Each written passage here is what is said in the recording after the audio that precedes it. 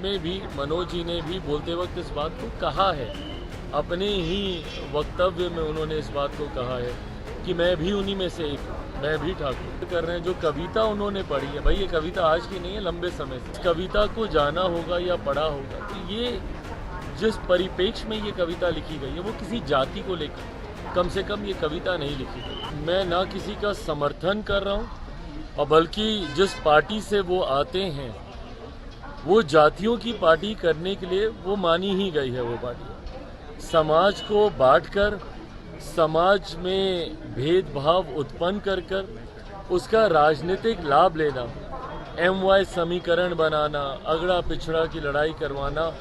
और मैं कभी भी जात पात धर्म मजहब की राजनीति का मैं समर्थक नहीं रहा हूँ। हैविंग सेड दैट, जिस कविता का आप जिक्र कर रहे हैं, जो कविता उन्होंने पढ़ी है, भाई ये कविता आज की नहीं है, लंबे समय से। और इस कविता का हम लोग स्कूल में सप्रसंग व्याख्या हम लोग करते थे। जिस भी व्यक्ति ने इस कविता को जाना होगा या पढ़ा होगा, तो ये जिस परिप्रेक्ष्य में ये कविता लिखी गई है वो किसी जाति को लेकर कम से कम ये कविता नहीं लिखी गई। और अगर आप सुनेंगे तो उसमें भी मनोज जी ने भी बोलते वक्त इस बात को कहा है, अपने ही वक्तव्य में उन्होंने इस बात को कहा है कि मैं भी उन्हीं में से एक हूँ, मैं भी ठाकुर। मैं मानता हूँ इस बात को कि इस कविता में किसी जाति को लेकर ये नहीं कहा गया। बट हाँ, जो सोच इस पार्टी की रही है, मुझे लगता है this was totally uncalled for.